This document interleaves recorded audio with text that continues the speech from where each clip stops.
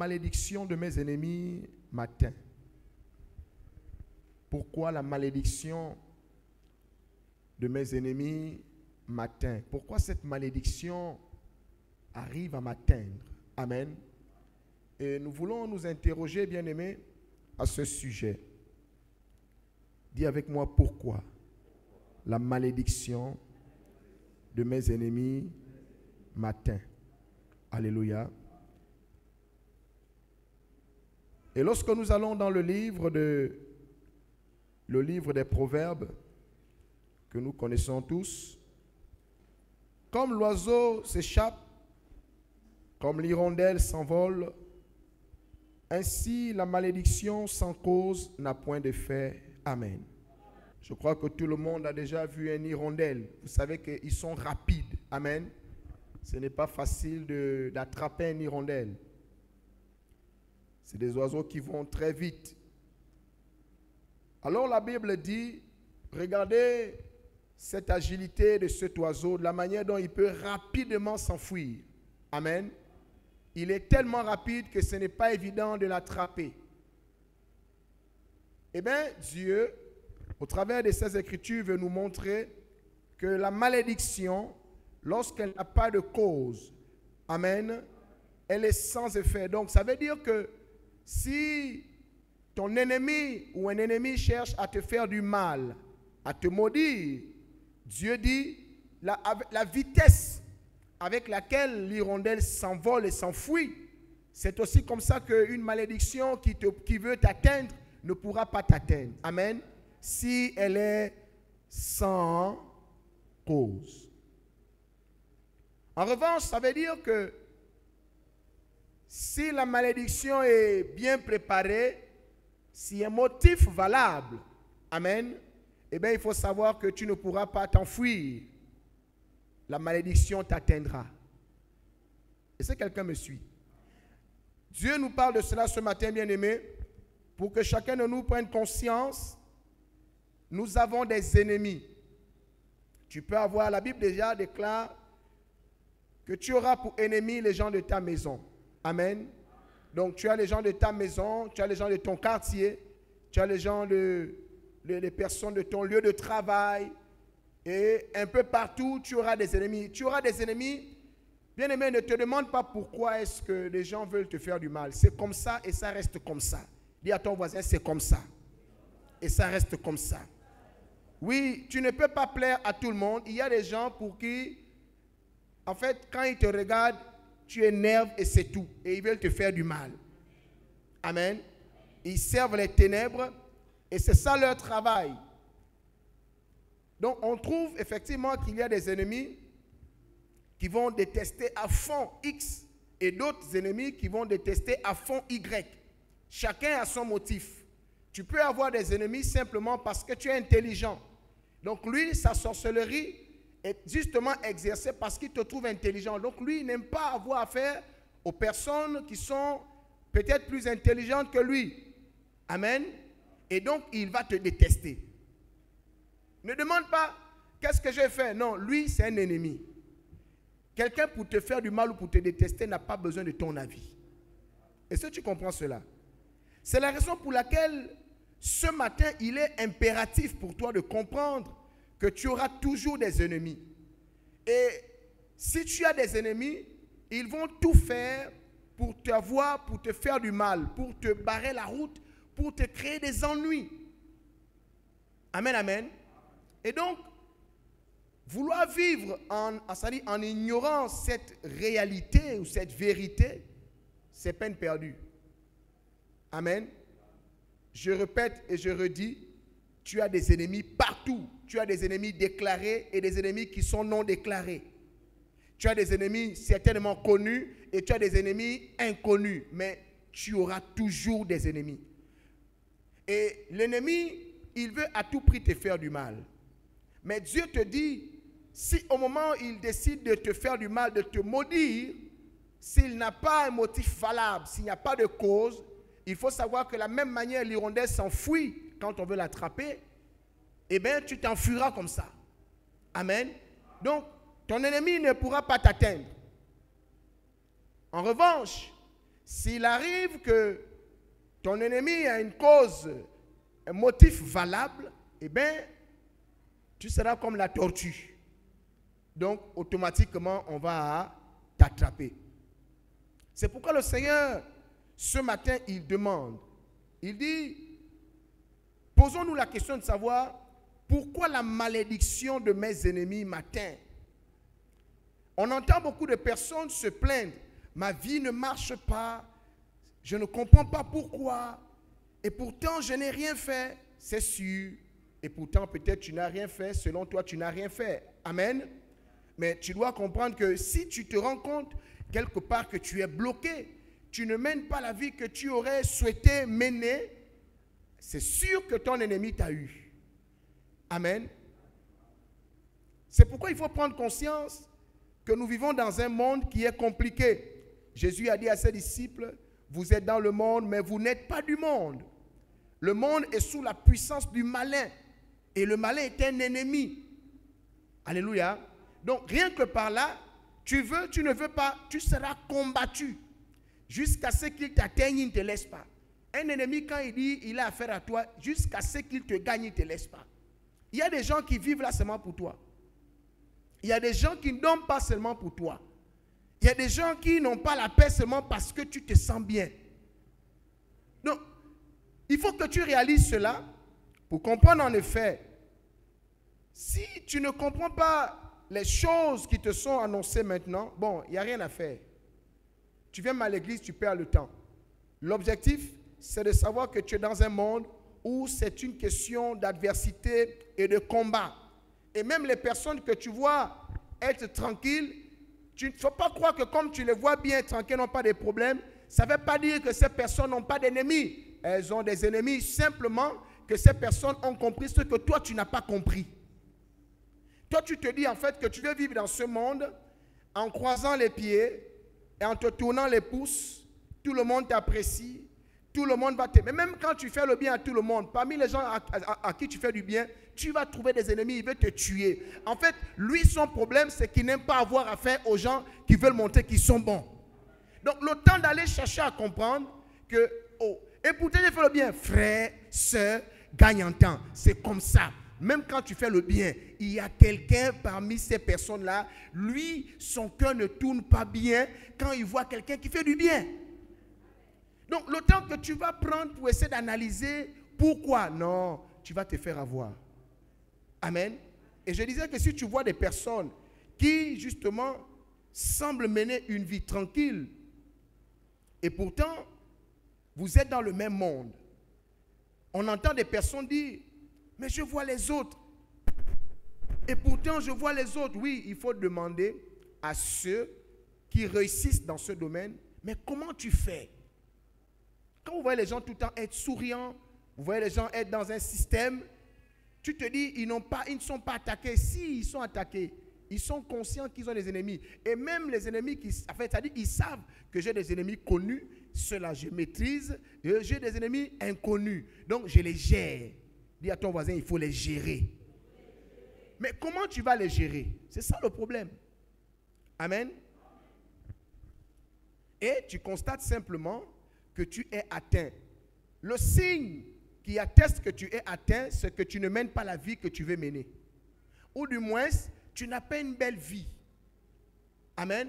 Pour moi, quelqu'un qui passe le temps à se plaindre, qui n'est pas, c'est-à-dire qui sent que ce n'est pas vraiment bon, tu comprends que cette personne a vraiment un souci. Ça veut dire que tu es dans le filet de l'oiseleur. La Bible déclare que Jésus est venu afin de donner à ses brebis, afin que ces brebis aient la vie et qu'elles aient cette vie en abondance. Et Dieu souhaite que tu sois en paix. Dieu souhaite que tu sois dans l'abondance. La Bible déclare que les projets de Dieu sur ta vie sont des projets de paix. Mais, bien aimé, la paix, c'est la paix. La paix, ce n'est pas un semblant de paix, non, c'est la paix. Quand quelqu'un est en paix, ça veut dire qu'il est en paix. Ça veut dire qu'il dort tranquille, il est en paix. Tout ce qu'il fait, il a la joie. Amen. La paix donne l'assurance. C'est pourquoi la Bible déclare que je suis venu, les projets de Dieu sur vos vies sont des projets de paix et non de malheur pour vous donner un avenir et de l'espérance. Vous savez, quand quelqu'un, ça dit, quand il est en paix, il sourit de l'avenir. Il a l'assurance. La paix donne l'assurance. Dis-moi, la paix donne l'assurance. Donc, quand tu n'as pas la paix, quand il y a quelque chose qui te trouble, bien aimé, tu vas manquer d'assurance. Et c'est parce que beaucoup de chrétiens, de ceux qui vont à l'église, et même ceux qui ne vont pas à l'église, parce qu'ils n'ont pas la paix, ils n'ont pas d'assurance. Et le manque d'assurance fait que même quand on t'annonce la parole de Dieu, tu n'as pas la foi. Parce que la foi est une ferme assurance des choses qu'on espère. Mais toi, tu n'as pas l'assurance parce que tu n'as pas la paix. Quelqu'un qui n'a pas de paix, vous allez sentir ça dit qu'il ne fait pas les choses correctement. Eh bien, ceci est un signe que la flèche de l'ennemi t'a déjà atteint. Amen. Dis avec mon nom de Jésus. À partir d'aujourd'hui, je refuse d'être atteint par mes ennemis. Je refuse d'être dans le filet de mes ennemis. Au nom de Jésus. Au nom de Jésus. Dieu veut que quand tu es venu comme ça à l'église, et après quand tu repars, tu es content. Amen. Et tu es content toute la semaine. Et ça veut dire qu'il n'y aura pas de combat. Si, la Bible déclare que, ça dit, même dans le combat, tu es en paix. Amen. Même quand tu pries, quand tu n'as pas la paix, tu as peur. Quelqu'un qui n'a pas la paix, quand il prie, il n'est pas convaincu que ce qu'il dit là, ça arrive. C'est pourquoi il a besoin de beaucoup parler. Donc, il veut être sûr qu'il a tellement parlé, n'est-ce pas? Des fois même, il gronde Dieu. Il se dit que pas il a grondé Dieu. Comme Dieu est sourd et Dieu ne comprend pas, c'est sûr que quand il va parler fort à Dieu, c'est là où Dieu va écouter. Non. Amen. Vous connaissez comment Jésus a combattu? Comment l'agneau a combattu? L'agneau a combattu sans parler. C'est pourquoi Jésus dit, si ton ennemi te gifle, montre l'autre joue. Mais comme tu n'es pas prêt à ça, pourquoi? Parce que tu n'as pas la paix. Quelqu'un qui a la paix, c'est cette personne-là qu'on peut gifler, montre l'autre joue. Alléluia. Dis-moi la paix. Eh bien, vous devez savoir que le manque de paix est un signe que je suis dans le filet de l'oiseleur. Mon ennemi me gère quelque part. Et c'est pourquoi tu dois tout faire pour sortir. Tu dois tout faire pour fuir. Amen. Et tu dois tout faire pour éviter d'être atteint par ton ennemi. Maintenant, je vais voir avec vous. Voici comment vos ennemis réussissent quand ils vous lancent des malédictions et des sorts. Pourquoi est-ce que tu peux ressentir le manque de paix, le manque d'assurance et qui produit finalement le manque de foi? Vous n'avez pas remarqué que les gens qui sont en paix, quand on leur dit quelque chose, ils passent tout le temps à douter.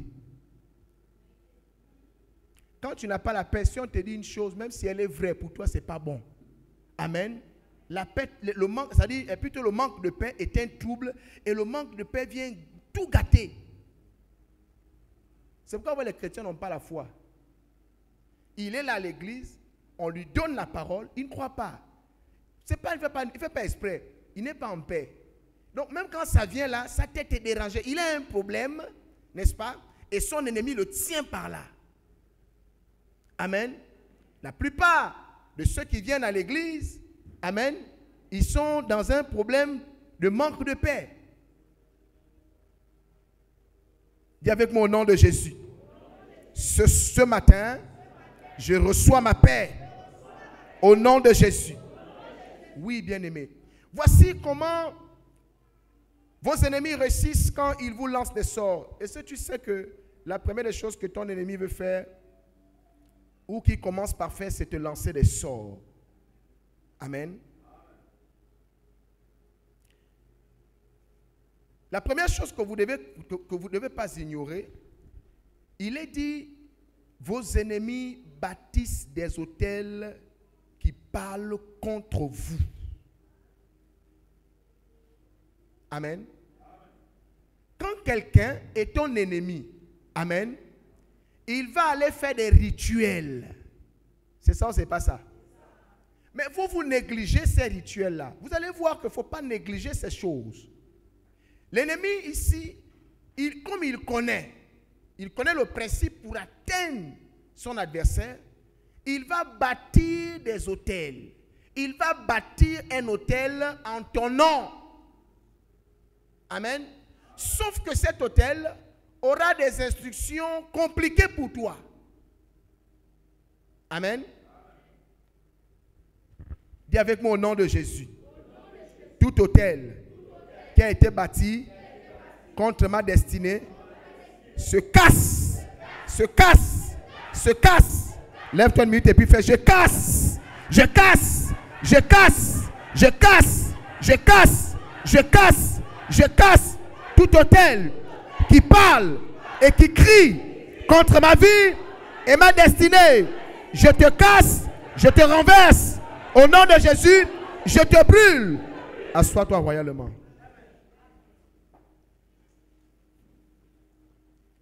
Nous irons dans le livre.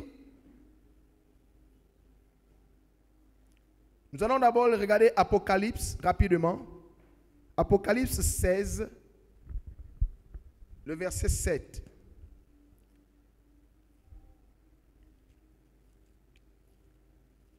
Apocalypse 16, verset 7. Il est dit, et j'entendis l'autel qui disait, oui, Seigneur, Dieu Tout-Puissant, tes jugements sont véritables et justes. Dis avec moi, l'autel disait. Est-ce que tu sais que l'autel parle? Parce que quand on t'a dit, quand on bâtit un hôtel contre toi, cet hôtel-là va parler contre toi. Donc ne négligez pas les rituels, ne négligez pas ça, bien-aimé. Quand quelqu'un veut te faire du mal, il va bâtir un hôtel, et cet hôtel, pas seulement l'hôtel à parler. Donc, si l'hôtel a été bâti pour que tu n'aies jamais, c'est-à-dire la paix, ou que tu ne sois jamais en bonne santé, l'hôtel est seulement en train de dire, il doit être malade, il doit être malade, il doit être malade, elle doit être malade, elle doit être malade, elle doit être malade, elle doit être... L'hôtel ne fait que crier. C'est-à-dire que toi, tu es seulement en train de... L'hôtel crie, malade, il doit être malade, il doit être malade, le chômage, il y a un chômeur, il doit chômer, tel, tu dois chômer, tel, tu dois chômer, tel, tu dois chômer, tel, tu dois être rejeté. Paul, tu es rejeté, rejeté. Donc toi, tu marches là, tu ne sais pas qu'il y a un hôtel qui est seulement en train de crier rejeté, rejeté. C'est comme ça quand tu arrives quelque part, tu rentres dans une entreprise, on t'a même déjà appelé pour l'entretien. Mais quand on voit, oh, il est en train, l'hôtel se met à crier plus fort. Il est rejeté, il est rejeté, il est... Donc le monsieur qui prend ton dossier, il regarde et puis tout d'un coup, il sent dans sa tête, il est rejeté, il est rejeté. On ne veut pas te prendre. Pourquoi? Il y a un hôtel qui crie.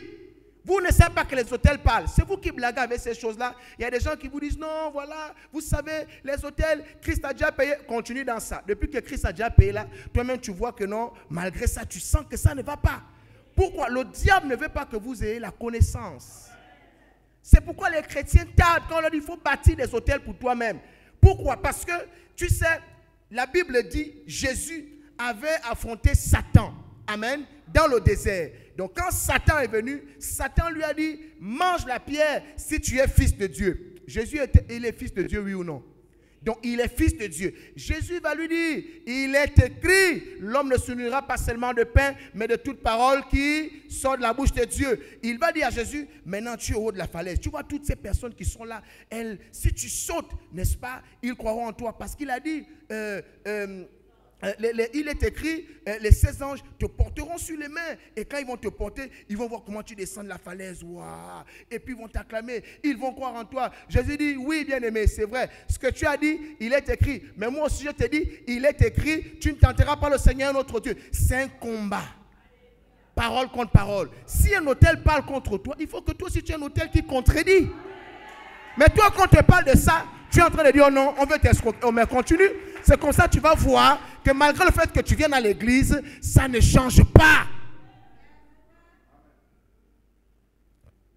Et Dieu m'a dit de vous donner cet enseignement parce que vous aimez écouter les gens qui vous disent, non, l'église t'escroque, le pasteur t'escroque. Même avant que tu viennes. D'abord, tu es venu à l'église, pourquoi? Quand tu as commencé à sentir que ça n'allait pas, et c'est l'église qui m'a donné ton argent. Et c'est le pasteur qui mangeait ton argent. Toutes les personnes à qui tu as fait du bien là, tu es même fui là-bas, tu es venu. Et quand tu viens à l'église, la première chose que tu dis au pasteur, vraiment, et pourtant j'ai fait du bien aux gens, et pourtant j'aide ma famille, et pourtant j'aide mes amis, mais voici, mais voilà, pourtant tu as fait. Maintenant quand tu viens, on te dit, fais maintenant pour Dieu, tu deviens maintenant comptable. Ah. Dis avec moi au nom de Jésus. Esprit de comptabilité maléfique. Sors de ma tête. Sors de mon esprit. Oui. Oh, il y a un machin, on a un deuil là-bas. Paf, tu envoies 100 000. Eh bon, il y a telle, la tante là, elle est morte, 150 000. Il y a telle qui va se marier, 300 000. Machin et tout. Après, tu découvres, parce que quand tu n'es pas encore dans le Seigneur, tu es spécialiste des nganga. Maintenant, tu te rends compte que, mais comment? Mais qu'est-ce qui se passe? Pourquoi à un moment donné, ça monte, ça se casse, ça monte, ça se casse? Non. Quand tu es dans le monde, nous tous, on a connu ça. Tu vas voir le féticheur. Je vais un peu voir ma vie. Le féticheur regarde, ouais. Mais je suis en train de voir ici, là, tu as aidé ta tante. Quelle tante? Tantine, excusez-moi, je pense moi comme ça, là. Philomène. Comment Tantine Philomène va me faire des choses comme ça? Mais je vois là, c'est elle qui a bloqué normalement tes finances. Tantine Philomène, à qui j'ai acheté le terrain? Il faut acheter le terrain à Tantine Philomène. Alléluia. Et tu es étonné. Philomène. Non, tonton Pierre, à qui je fais tel bien. Oui, c'est tonton Pierre, on voit ici, celui qui est assis sur tes diplômes. Comment tonton Pierre va s'asseoir sur mes diplômes alors que tonton Pierre, la dernière fois laquelle était malade, j'étais tout le temps à l'hôpital. Ça dit que je ne ménageais même plus mon temps parce qu'il fallait que j'achète les médicaments. Tonton Pierre a assis sur mes diplômes. Tu vas encore à un autre endroit, on te dit c'est ton Pierre. Là, c'était le pasteur. Maintenant, tu as fui là-bas. Tu viens maintenant chez le pasteur. On te dit, bâtis des hôtels, donne tes offrandes à Dieu, fais comme ceci. Maintenant, on fait comment? Mais ce que toi, tu ne sais pas, c'est que ceux qui veulent te faire du mal, ils bâtissent des hôtels qui parlent contre toi. L'hôtel parle, maman. L'hôtel parle, ça parle. Tu vas monter, descendre. Si on a dit, quelqu'un ne veut pas de ton bien, on dit, tu ne vas jamais gagner l'examen. On bâtit un hôtel, on va voir le nganga, on élève un hôtel. On donne ton nom, ta photo, on dit, il ne doit jamais gagner le bac. Tu vas monter, descendre. S'il n'y a pas un autre hôtel plus puissant pour étouffer cet hôtel-là, tu vas seulement trouver, tu écris. Tout ce que tu écris, tu vois que c'est bien. Mais au moment maintenant où on corrige tes copies, les démons savent que le numéro là, c'est à telle personne. Quand on commence maintenant à corriger les copies, dès qu'on tombe sur ton numéro, échoué. Le bac, c'est pas facile d'avoir les copies. C'est pas comme à l'école. Hein. On corrige et puis après, tout de suite, le professeur te donne, tu peux réclamer. Hein. Donc, on a le temps de faire la sorcellerie sur tes copies et puis tu ne te rends pas compte. On proclame tu es échoué. Le temps que tu vas d'abord aller fouiller, tu es déjà d'abord échoué d'abord. Et puis, qui va avoir le temps de faire encore tout ce travail-là pour toi? Donc, quand on est sur ta copie, il entend seulement échoué. Le professeur aussi ne voit même pas bien, il raye, 2 sur 20. Échoué. Donc, on fait ta copie, on fait n'importe quoi. Amen. Ou pendant que tu es en examen comme ça, là, tout d'un coup, tu deviens bête. Tu écris n'importe quoi.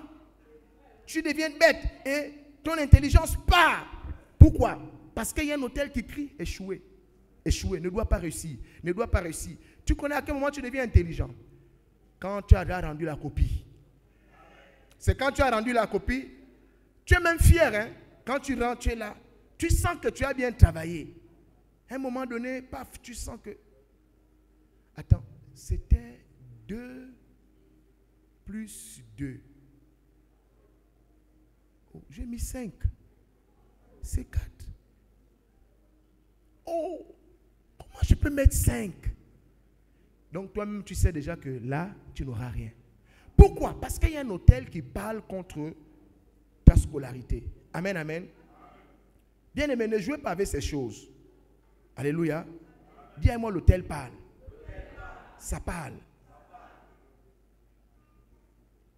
Même le bébé a dit l'hôtel parle. On acclame pour le bébé.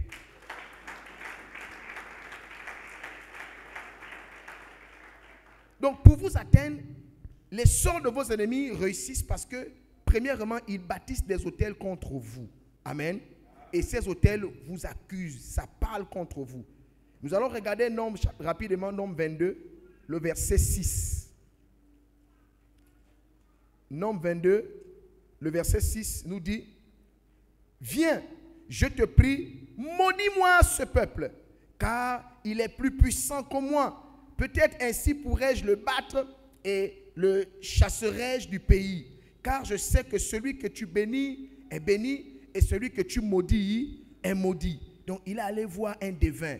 Là, nous sommes dans l'histoire de Balaam. Amen. Nombre 23, maintenant, nous allons voir ce que cet homme-là va demander. Le verset 1 dit: Balaam dit à Balak, bâtis-moi ici 7 autels, Seigneur Jésus. Quand on veut te faire du mal, l'ennemi, il a la haine. Donc sa haine l'amène à faire quelque chose qui sait que ça doit te fracasser. La Bible dit, le devin Balaam, il va dire à Balak, celui qui est venu le voir, pour maudire, il va dire, bâtis-moi ici 7 autels et prépare-moi ici 7 taureaux et 7 béliers. 7 taureaux, mon ami, tu trouves 7 taureaux? 7 taureaux, c'est énorme. Amen.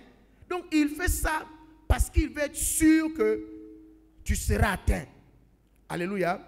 Donc il faut savoir qu'il y a quelqu'un, que ce soit dans ta famille, dans ton travail, dans ton quartier, quand il veut te faire du mal, la première des choses qu'il fait, c'est d'aller trouver un ganga, aller trouver un devin.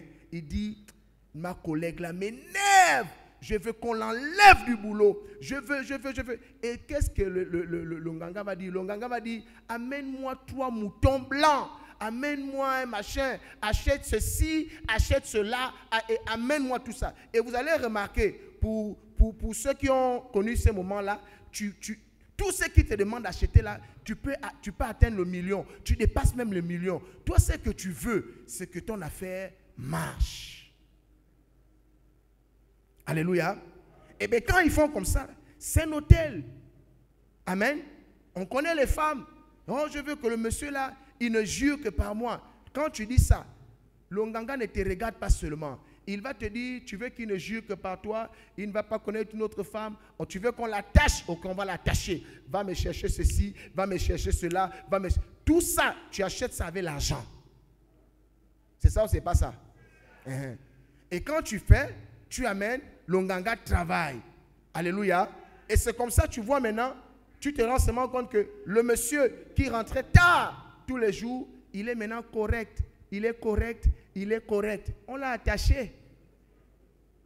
Même, ça dit, ses amis au travail sont étonnés. Bon, Joe, un after, non, je crois que je vais rentrer. Il entend, rentre. Il va rentrer. Parce qu'il y a l'hôtel qui crie. Amen. Même si une autre femme s'approche pour faire le truc là, l'hôtel va parler. Regarde comme elle est moche, Il va trouver toutes les femmes moches. Pourquoi? Parce qu'il y a un hôtel qui crie. Tu me regardes. Amen. Donc c'est la première des choses que vous devez savoir. Vos ennemis bâtissent des hôtels contre vous et l'hôtel parle. Nous l'avons vu déjà que l'hôtel parle. Et quand l'hôtel parle, bien aimé, c'est compliqué. L'hôtel ne s'était pas comme ça. Oh. Donc, si tu veux savoir le nombre d'hôtels qui parlent contre toi, essaie d'imaginer le nombre d'ennemis que tu as déjà. Tu ne connais même pas d'abord le nombre qui sont. Il y a des gens, ils te voient, tu l'énerves. Et comme tu l'énerves là, il va aller faire quelque chose contre toi. Et ils sont pleins de sorciers comme ça. Vous savez, j'ai fait la délivrance d'un sorcier. Et c'est lui qui me dit, si lorsqu'il était encore sorcier, il marche comme ça et puis il te voit. Le monsieur là m'énerve. Amen. Et puis il va regarder, comme le mouchoir comme ça. Tu finis de t'essuyer, tu prends, tu jettes. Il vient, il récupère. Il me dit, il arrive à minuit, il avait son hôtel là avec son miroir. Il dépose, il commence à faire des incantations et tu apparais sur le miroir. Et quand tu apparais, après il va dans son dictionnaire maléfique, il choisit une maladie. Il te lance ça. Tso, fin. Tu tombes malade. Amen. Oui. J'ai vu un autre. Lui, il fait le témoignage. Il dit, les Facebook là, vous qui aimez mettre les photos dans Facebook là, il faut savoir qu'il y a des sorciers. Déjà, le sorcier que je vous dis, le jeune homme à qui j'ai fait la délivrance, qui est devenu évangéliste aujourd'hui, il dit, il était allé sur Facebook, il a vu ma photo, et puis il s'est dit, le monsieur là se prend pour qui? Je vais tout de suite envoyer un sort. Et quand il a décidé de m'envoyer un sort, il a balancé, son téléphone a pris feu. C'est Paul qui était avec moi. Si Paul était là, j'allais lui poser la question. Quand il a fait le témoignage là, j'étais avec Paul dans ma voiture. Et quand il a vu ça, c'est comme ça qu'il a décidé de me chercher, parce que lui, il cherchait à sortir de la sorcellerie. Seulement, il m'a dit, la majorité certains pasteurs qu'il avait côtoyés, lui avait cessé sur la sorcellerie. Quand il rentre dans une église, il ouvre ses yeux spirituels, il voit que si l'homme de Dieu est nu, il sort. Il sait que dans lui, là, je le maîtrise. Voilà. Et ceux qui rentrent même sur YouTube, c'est Maman Déborah qui avait fait son interview. Il a expliqué comment il a même initié certains pasteurs dans la sorcellerie. Il y a des églises ici, mais je n'ai pas donné les noms. C'est moi-même seulement, je connais que l'église, là, le pasteur, là, c'est le mon petit là qui a été délivré, qui l'a initié. Amen. Dis avec moi que l'apôtre connaît des choses. Donc, il m'a donné le nom de ces pasteurs et ces églises. Il m'a dit, celui-là, je l'ai initié. Celui-là, je l'ai initié. Telle église, là, je l'ai initié. L'autre, là, je l'ai initié. Donc, il a commencé à initier depuis au Congo. Quand il est arrivé ici, il a initié encore certains pasteurs. Ils sont là. Les églises, là, sont là. Ça fonctionne. Elle est fidèle. Il faut seulement prier pour que ton parent ne soit pas là-bas. Ne me demande pas parler, je ne vais pas te dire. Il vous parler trop. Après, tu vas amener mon nom. Amen. J'ai déjà beaucoup de combats. Donc, c'est pour vous dire que la sorcellerie existe. Et donc, il a manifesté une jalousie comme ça, en tombant sur ma photo. Et il a voulu me faire du mal. Mais il dit, dès qu'il a, il n'a même pas lancé. Quand il s'apprêtait à lancer, le téléphone a commencé à chauffer. Ça a pris feu, c'est tombé. Il a dit, oh, ça c'est qui? C'est comme ça, maintenant, il va maintenant dans mon Facebook. Il commence à regarder, il regarde. Il dit, il faut que je rencontre le monsieur. Il prend le numéro de téléphone, il appelle, c'est Maman Déborah qui décroche. Et la prophétesse me dit, le jeune homme qui a appelé là, c'est un sorcier. Je dis, ah bon? Il me dit, oui. Je dis, mais tu as me dit, je te dis, le monsieur c'est un sorcier. Donc c'est comme ça que j'ai décidé de ne pas directement l'amener à l'église. Mais je lui donne rendez-vous quelque part. Mais il était tellement apeuré. On est arrivé à la poste à Québec. Il est venu, il transpirait de la tête jusqu'aux pieds. Il était trempé. Quand j'ai ouvert la portière de la voiture, puis il dit non, c'était la période du Covid. Je dis, il est monté dans la voiture, il tremblait. C'est comme ça que, séance tenant dans la voiture, il décide de se confesser. C'est là où il m'explique tout ça. Vous qui mettez les photos sur Facebook là, ça dit, il prend ta photo et puis il dit, bon, celle-là je l'aime. Quand il est minuit, il dit, il dépose ta photo sur son autel, tu apparais dans son miroir, tu es nu, il t'épouse, après tout temps, il te fait.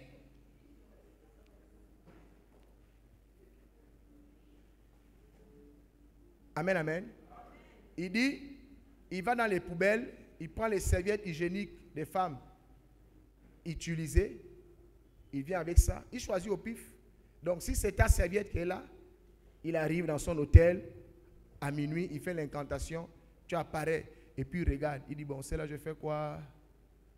Bon, je bloque son ventre, bloque ton ventre. Bon, maintenant, toi tu vas te demander pourquoi Dieu te dit, attention, quand ton ennemi décide de t'atteindre, il t'atteint. Et plusieurs, voici le problème que vous avez. Amen. Maintenant, il faut prendre connaissance de la parole de Dieu pour te rendre compte que à tout moment, si tu es vulnérable, ta vie ne va jamais marcher. Il y a les sorciers partout. Voilà quelqu'un, il navigue sur Facebook, il voit ma photo, il veut me faire du mal. Maintenant, supposons que je n'étais pas un loin de Dieu. Tu vois, vous qui aimez mettre vos photos sur Facebook, vous mettez n'importe comment là. Après, tu te demandes, mais j'ai des problèmes. Il y a des sorciers, ils sont même plus nombreux là-bas. Il faut être sûr de ce que tu fais. Dis à ton voisin, attention. Donc la première chose, ils vont bâtir des autels contre vous et ces autels vont parler. Et c'est ce qui peut amener des personnes à vous rejeter. C'est ce qui peut faire en sorte que vous n'ayez pas la faveur parce que l'autel crie. Et je vous dis, le cri de l'autel arrive dans l'esprit de l'homme. Amen. La deuxième chose qui fait en sorte que vos ennemis réussissent lorsqu'ils vous lancent des sorts, c'est la désobéissance. Dis-moi la désobéissance. Dis encore la désobéissance. Deutéronome 28, le verset 15, on va rapidement lire. Il est dit, mais si tu n'obéis point à la voix de l'Éternel, ton Dieu, si tu n'observes pas et ne mets pas en pratique tous ces commandements et toutes ces lois que je te prescris aujourd'hui, voici toutes les malédictions qui viendront sur toi et qui seront ton partage. Donc, quand tu n'obéis pas à Dieu, il faut savoir que les malédictions vont venir. Mais les malédictions ne viennent pas seules. Amen. Dieu est conscient, Dieu sait que tu as des ennemis. Donc, il est en train de te dire, quand tu n'obéis pas à ma voix là, tu ne veux pas mettre en pratique ma parole, toi tu ignores qu'il y a des ennemis. D'abord, le diable est ton ennemi, et puis tu as encore d'autres ennemis qui ne t'aiment pas. Ils vont te maudire et ça va arriver. Et je vais laisser faire. Non, il ne faut pas croire que quand tu désobéis, c'est rien. Non! Quand tu désobéis, tu deviens une maison sans porte et sans fenêtre. Quelqu'un qui marche à la désobéissance à la parole de Dieu, il est comme une maison sans porte et sans fenêtre. Une maison abandonnée. Vous connaissez ce qui se passe dans les maisons abandonnées? Qu'est-ce qu'on fait dans les maisons abandonnées? Celui-là vient, il jette sa poubelle. Quelqu'un est comme ça là, il est en train de marcher à la route. Oh, j'ai envie de me soulager. C'est-à-dire quand il cherche les regards là, il cherche une maison abandonnée. C'est ça ou c'est pas ça? Donc, tu cours rapidement, tu rentres dans la maison abandonnée et les femmes, elles finissent de pisser. Après, elles ressortent, elles s'arrangent. Donc, tout le monde qui vient là, c'est dans la maison là. Vous avez déjà vu quelqu'un, il voit un monsieur ou une dame rentrer dans une maison abandonnée pour aller uriner. On dit, oh, ne faites pas là-bas. Non, non, non. Plus là-bas, c'est ça. Amen. Donc, quand tu marches dans la désobéissance, tu es comme une maison abandonnée, sans porte, sans fenêtre. Tout le monde va faire ce qu'il veut. C'est pourquoi la Bible dit, si tu n'obéis pas à la voix du Seigneur, voici ce qui va t'arriver. Et ce qui va t'arriver, c'est que la malédiction sera ton partage. Mais la malédiction, comme nous l'avons vu, elle ne vient pas comme ça.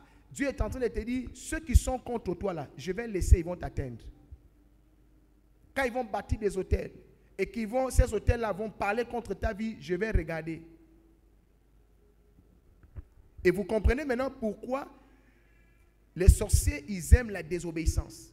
Ils vont vous encourager dans ce qui n'est pas bon. Parce qu'ils savent que ça ouvre les portes. Amen.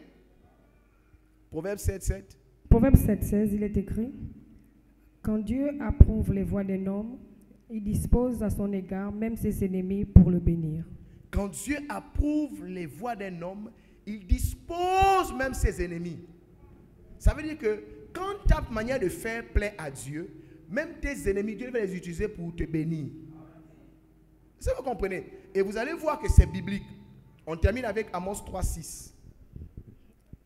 Amos 3:6, il est écrit, sonne-t-on de la trompette dans une ville, sans que le peuple soit dans l'épouvante? Arrive-t-il un malheur dans une ville, sans que l'Éternel en soit l'auteur? Arrive-t-il un malheur dans une ville? Est-ce qu'un malheur peut arriver dans un endroit? Est-ce qu'un malheur peut arriver quelque part sans que l'Éternel n'en soit l'auteur? Ça ne veut pas dire que c'est Dieu qui envoie. Tu vas comprendre que Dieu laisse faire.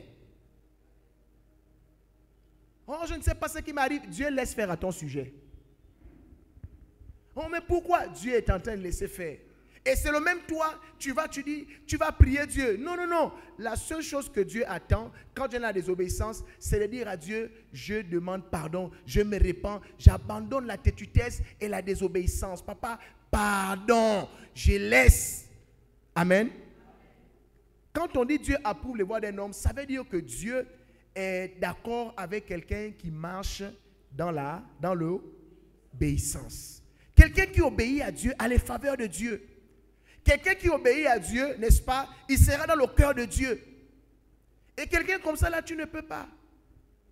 Dieu ne peut pas autoriser qu'on touche quelqu'un qui marche dans l'obéissance. Non. Alléluia. Nous allons repartir dans notre histoire. Vous allez voir dans Nombre 23, à partir du verset 6. Il retourna vers lui et voici Balak se tenait près de son holocauste et lui et tous les chefs de Moab. Balaam prononça son oracle et dit, Balak m'a fait descendre, là il parle à Dieu, là j'ai seulement sauté. Balak m'a fait descendre d'Aram, le roi de Moab m'a fait descendre des montagnes de l'Orient. Viens, maudis-moi Jacob. Donc Balak va dire à Balaam le devin de maudire Jacob. Viens, sois irrité contre Israël. Verset 8. Comment maudirais-je celui que Dieu n'a point maudit? Comment serais-je irrité quand l'Éternel n'est point irrité? Amen. Le verset 9 dit, je le vois du sommet des rochers, je le contemple du haut des collines. C'est un peuple qui a sa demeure à part. Le peuple a sa demeure comment? À part. Donc c'est un peuple qui ne fait pas comme les autres. C'est un peuple qui s'est mis à part pour Dieu. La Bible dit, et qui ne fait point partie des nations. Donc, ils sont sur la terre, ils sont aussi comme avec toutes les nations, sauf qu'ils ne font pas comme les autres nations. Amen. C'est ce que Balaam le devin est en train de dire. Il dit au verset 10, qui peut compter la poussière de Jacob et dire le nombre du quart d'Israël, que je meure à la mort des justes et que ma fin soit semblable à la leur. Donc tu vois que lui qu'on a choisi pour aller maudire, il est maintenant en train de dire autre chose. Le verset 11 dit, Balak dit à Balaam, que m'as-tu fait? Je t'ai pris pour maudire mon ennemi et voici tu le bénis. Dis avec moi, quand Dieu approuve les voies d'un homme, même si tu es allé, on est allé voir l'Onganga, on amène ta photo, il dit au Nganga, je veux qu'il meure. Quand l'Onganga prend la photo, il regarde, il dit, oh mais vraiment cet homme-là, quel roi, il est vraiment élevé. Mais vraiment, il est béni. Il va vraiment prospérer. Hein. Mais Nganga, je ne t'ai pas appelé ici pour me dire que voici qui va. Je t'ai amené la photo pour que tu le tues. Je t'ai amené la photo pour que tu l'arrêtes. Pendant que tu parles au Nganga te dit, ah, quelle grande étoile. Mais ça, c'est quelqu'un qui va aller loin. Non, il n'y a rien qui pourra l'arrêter. Vraiment, je sens que, mon ami, tiens, prends ta photo, il faut partir avec. Ne me gâte pas les choses de mon temple. Amen, amen. On voit comment le devin, Balaam, va dire au verset 10, que ma fin soit semblable à la leur. C'est-à-dire que lui qui devait maudire, il est maintenant en train de convoiter même la grâce qui est sur Israël. Parce que Balak avait pris le devin pour maudire le peuple. Pourquoi? On a lu là-bas dans Nombre 22 au verset 6, Balak, le roi de Moab, était jaloux d'Israël. Et il a dit, ce peuple est plus puissant que moi. Maudis-le. Donc, tu dois savoir que tes ennemis, ce sera en fonction de ce qu'ils ont vu. Amen. Tu es trop intelligent, tu as un foyer stable, tu t'es marié, il n'est pas marié, tu as de l'argent, lui, il n'en a pas, tu as une voiture, il n'en a pas. Même pour des choses banales, tu as acheté un iPhone, lui, il est dans allô, il va devenir ton ennemi et il va chercher à te faire du mal. Rien que pour ça.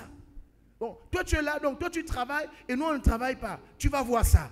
Donc, toi, tu es là, tu fais les enfants et nous, on ne fait pas les enfants. Tu vas voir. Donc, toi, tu es là, tu as de l'argent, tu n'as jamais eu de problème de loyer. Tu es tout le temps tranquille, c'est nous le bailleur en bête. Tu vas voir ça.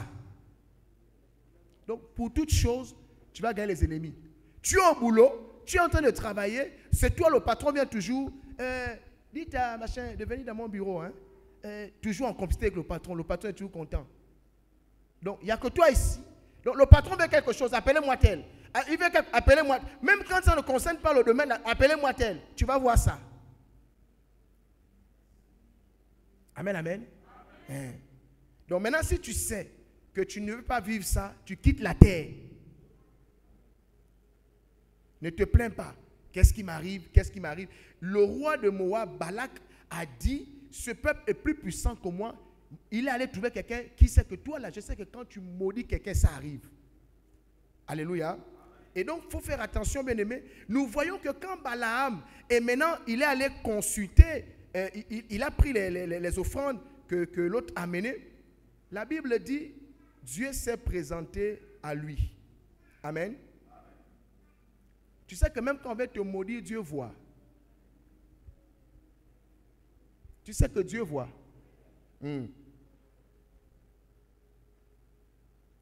Dans le verset 6 que je vous ai donné, là où Balak dit, quand il a commencé à prononcer les oracles, Dieu entendait et Dieu était témoin de ce que Balaam était en train de faire. Le verset 20 nous dit, voici, j'ai reçu l'ordre de bénir, il a béni, je ne le révoquerai point. Verset 21, il n'aperçoit point d'iniquité en Jacob, il ne voit point d'injustice en Israël. Balaam a demandé, est-ce que je peux maudire celui que Dieu n'a pas maudit? Il ne voit pas un problème en Israël. Israël est juste. Israël est à part. Israël ne fait pas comme les autres nations. Comment moi, malgré les 7 taureaux que tu as amenés, je ne peux pas les maudire? Pour les maudire, il faut d'abord qu'ils aient d'abord un problème avec Dieu. Ceux qui vont lire ces 2 chapitres 22 et 23, vous allez voir que Dieu va dire à Balaam, tu ne peux pas maudire ce peuple. Bien aimé, quand on veut te faire du mal, le Nganga sait que les esprits méchants savent, quand ils se tiennent, ils vont d'abord regarder Dieu. Ce que Dieu va dire, c'est ce qu'ils vont faire. Balaam est en train de dire, c'est un peuple à part. Amen. Il n'y a point d'injustice en eux. Donc quand Dieu voit seulement que, vous savez, vous qui aimez la désobéissance là, imagine maintenant quand on veut te faire du mal. Pourquoi est-ce que Dieu intervient? Tu as d'abord des problèmes. L'Onganga sait que c'est un voleur, menteur, fornicateur. C'est facile. Amen. Quand Dieu voit l'injustice et l'iniquité en toi, tu peux être sûr que si quelqu'un te lance un sort, Dieu ne te défend pas. Donc quand on vous dit obéissez à Dieu, tu penses que non, c'est pour Dieu qu'on fait ça? Non, c'est pour toi-même. Tu as des ennemis, hein? Tu as des ennemis. Donc, il est important d'obéir à Dieu parce que le verset 8 de Nombre 23 nous dit, comment maudirais-je celui que Dieu n'a point maudit? Mais la malédiction vient d'abord par ta désobéissance. Quand tu désobéis à Dieu, les portes sont ouvertes et Dieu laisse maintenant tes ennemis venir en vrac et faire de ta vie ce qu'ils veulent. Balaam n'a pas pu maudire Israël parce que le verset 21 dit, il ne voit point d'injustice en Israël. L'Éternel son Dieu est avec lui. L'Éternel son Dieu est avec lui. Est-ce que Dieu est avec toi? Est-ce que Dieu approuve tes voies? Est-ce que toi-même tu sens que quand tu marches là, tu marches dans les voies du Seigneur?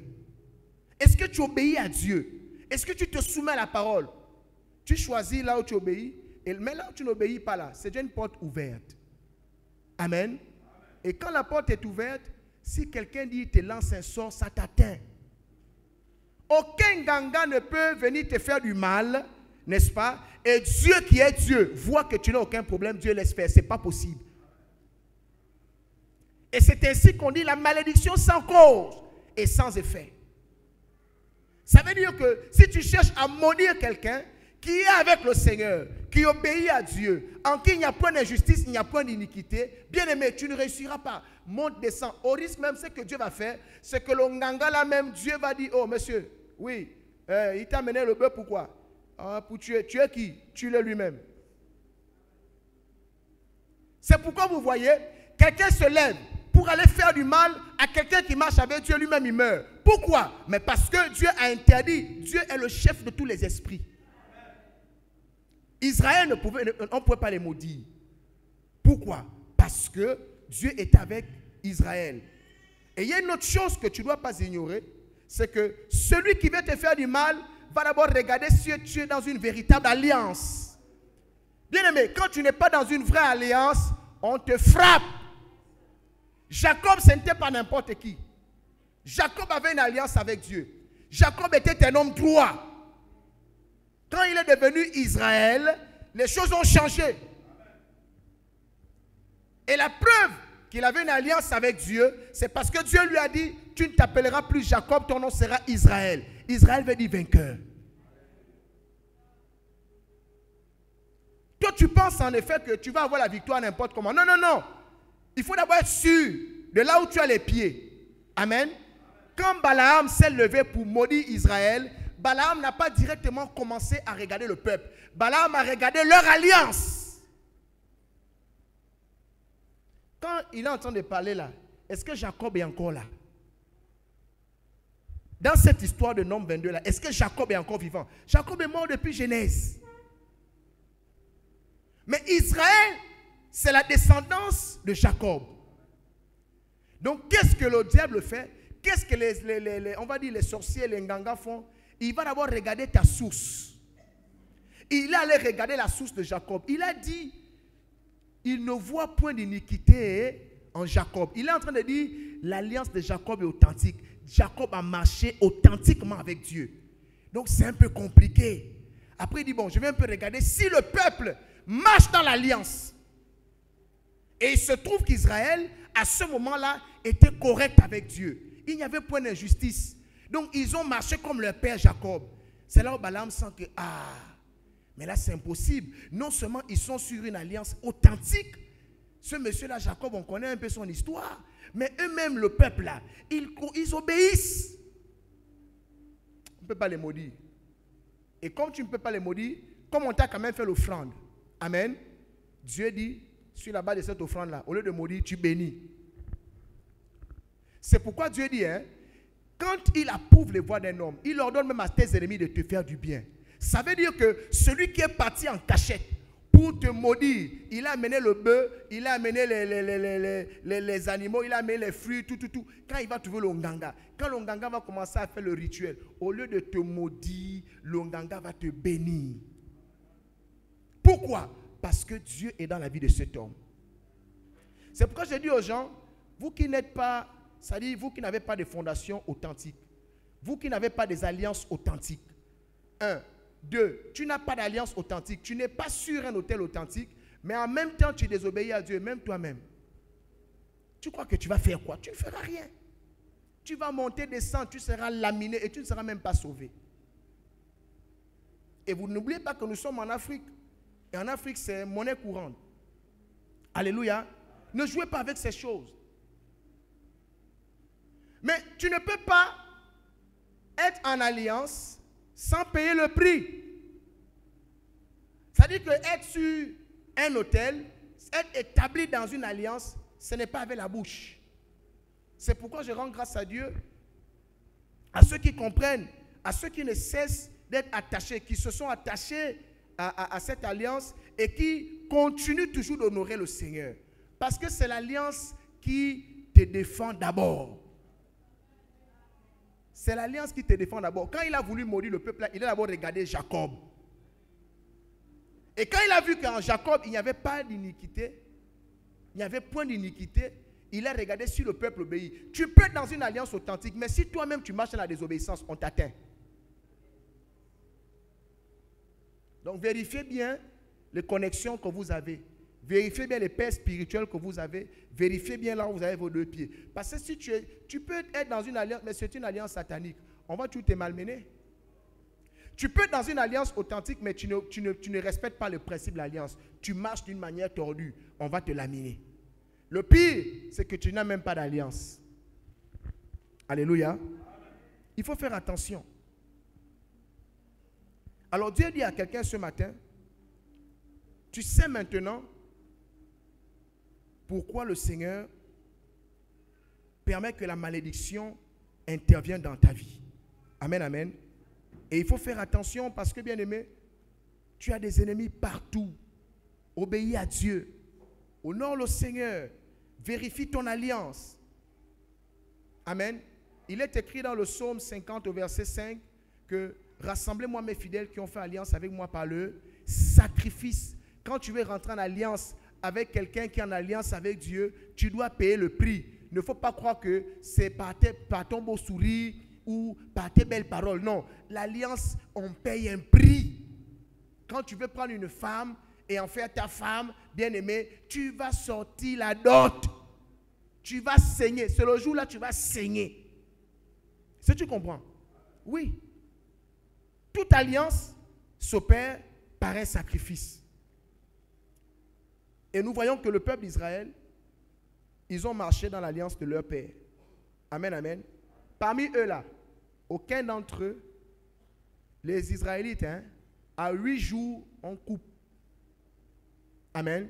Et ils avaient plusieurs autres interdictions qui venaient de leurs parents. Amen.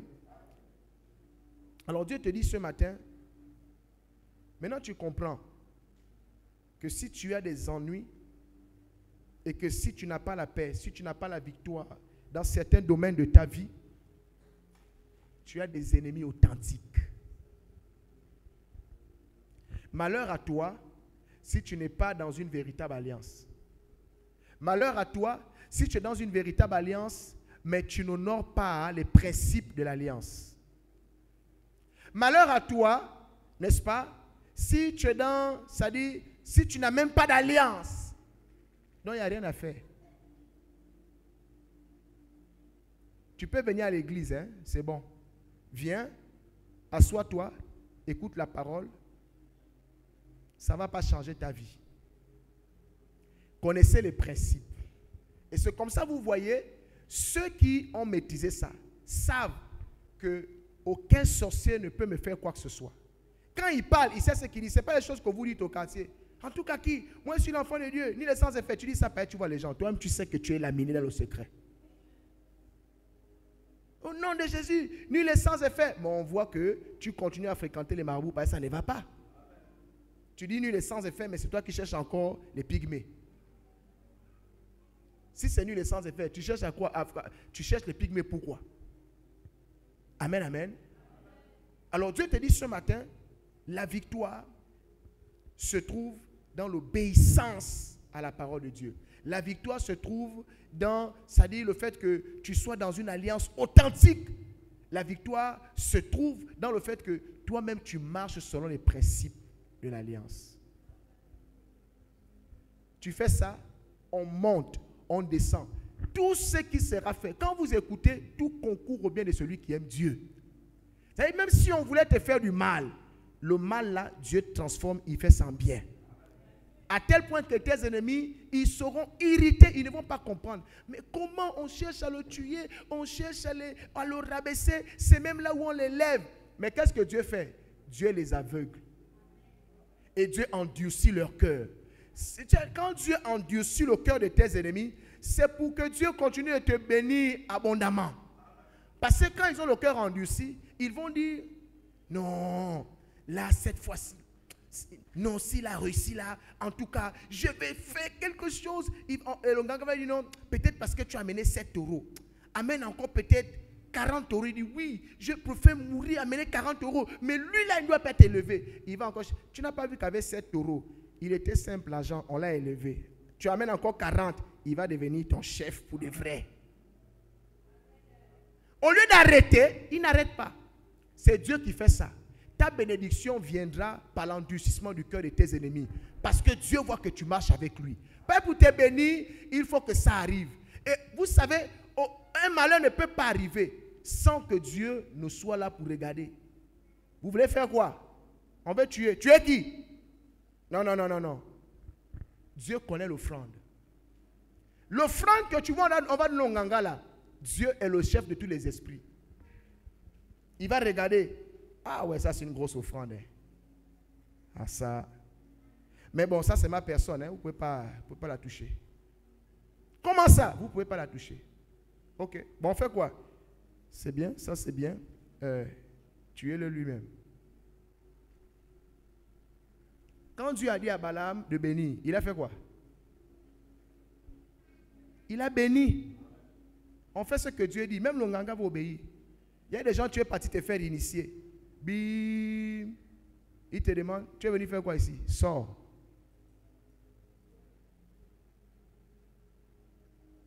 Si vous comprenez ces choses, vous êtes heureux. Au lieu de passer le temps à pleurnicher, je ne comprends pas, obéis à Dieu. Et attache-toi à une vraie alliance. Et apprends à bâtir des hôtels pour ta vie.